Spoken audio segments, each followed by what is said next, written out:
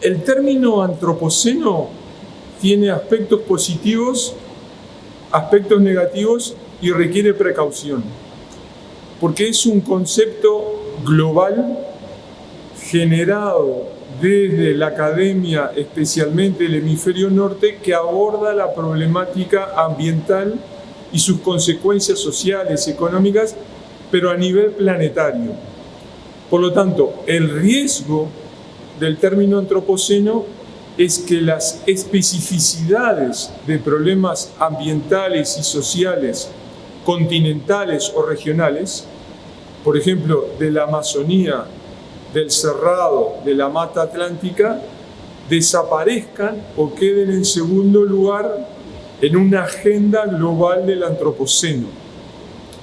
Tiene las potencialidades de poner en evidencia que la crisis es planetaria, pero tiene el riesgo de que nuestras políticas, nuestras pesquisas, nuestras demandas locales y regionales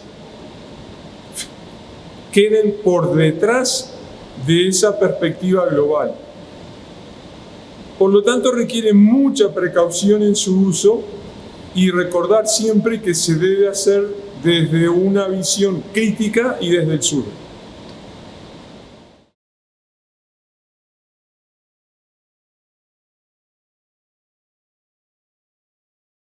Los derechos de la naturaleza refieren a considerar a la naturaleza, que pueden ser conjuntos de especies, de plantas, de animales o ecosistemas que poseen valores propios. Hay varias perspectivas por las cuales se arriba a reconocer esos derechos. El camino recorrido, por ejemplo, en Ecuador, es que para distintas cosmovisiones no occidentales de los pueblos indígenas, la naturaleza, lo no humano, eran sujetos, tenían una agencia como tal. Al ser sujetos, inmediatamente fueron reconocidos con derechos dentro de la nueva Constitución de Ecuador. Otro camino, en cambio, es expandir los derechos humanos. Por ejemplo, cuando se expanden a empresas, se expanden a corporaciones, también se pueden ampliar a propiedades y así sucesivamente. Por lo tanto, hay un segundo recorrido posible cuyo ejemplo más conocido es otorgar derechos a ríos o cuencas de ríos. Esa es una expansión de los derechos de las personas, que también desemboca en reconocer derechos de la naturaleza. Eso ha ocurrido, por ejemplo, en Nueva Zelanda o en Colombia, donde se reconoce a la Amazonía que tiene derechos propios. Por una vía o por una otra vía, haciendo un recorrido o el otro, esto implica entender que lo no humano tiene valores propios que son independientes de la utilidad, del uso o de la apreciación que hacen las personas.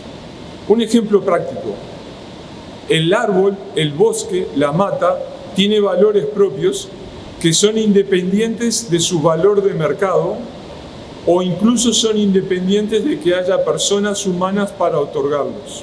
Existen en sí mismos. Ese es el desafío de los derechos de la naturaleza.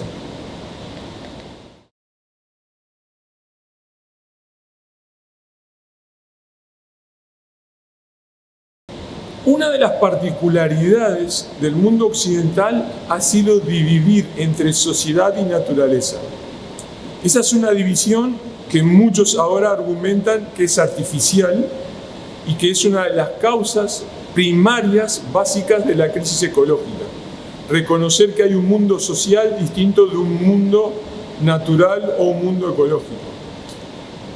Ustedes pueden, por lo tanto, explorar alternativas o encontrar otras formas de entender donde lo social es parte de lo natural y lo ecológico es a su vez social, intercalados, vinculados, solapados unos con otros.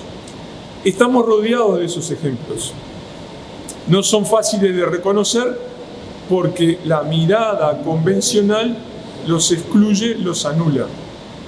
pero puedo mencionar como ejemplo la filiación de las personas a un territorio que lo consideran propio. Las diferentes cosmovisiones que incluyen a árboles, animales, montañas como parte de la vida social que tienen expresiones en emociones, en agencias políticas, en agencias efectivas. Por lo tanto, un elemento clave para pensar alternativas a la crisis ambiental es superar la dualidad entre sociedad y naturaleza y explorar diferentes formas de colectivos socios naturales, híbridos, mezclados, donde todos compartimos una misma relacionalidad.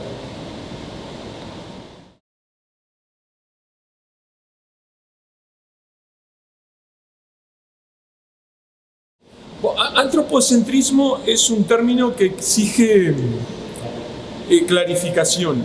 Se refiere a que la mirada primaria es la del ser humano sobre el entorno y que solo el ser humano asigna valores al entorno en función de su utilidad, de su beneficio y de su provecho.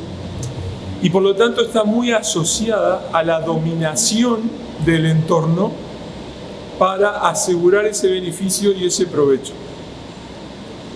Por lo tanto, el valor primario es el valor de utilidad para el ser humano. Solo el ser humano otorga valor. Y el valor solo existe donde hay humanos, donde hay personas para poderlo reconocer. En cambio, el biocentrismo tiene dos particularidades. La primera es insistir en que hay múltiples valores. Además del valor humano de utilidad o el valor económico, hay un valor histórico, hay valores religiosos, valores estéticos. Uno reacciona ante un paisaje si es bello o feo. Encuentra en un lugar la expresión de una religiosidad. Este tipo de valores no son utilitarios, aunque son otorgados por las personas y son reconocidos por las personas. Entonces, el biocentrismo reconoce múltiples valores donde operan los humanos y solo uno de ellos es el valor de utilidad o el valor económico y no el más importante.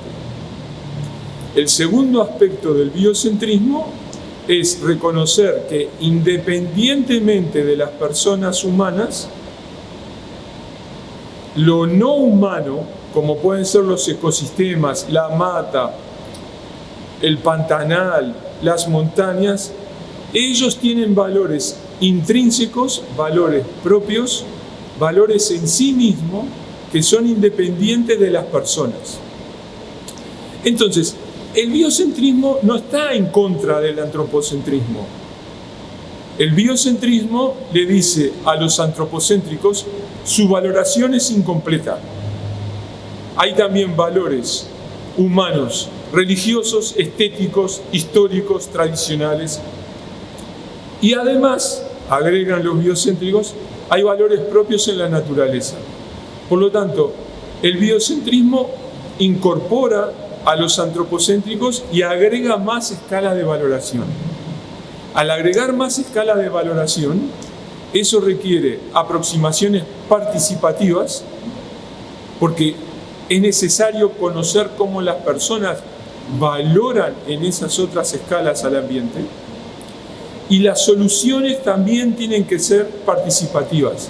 Las alternativas necesitan ser participativas porque están en juego valores propios y múltiples valores que no pueden ser predeterminados por los técnicos o por los expertos. Entonces, ese es el desafío del biocentrismo.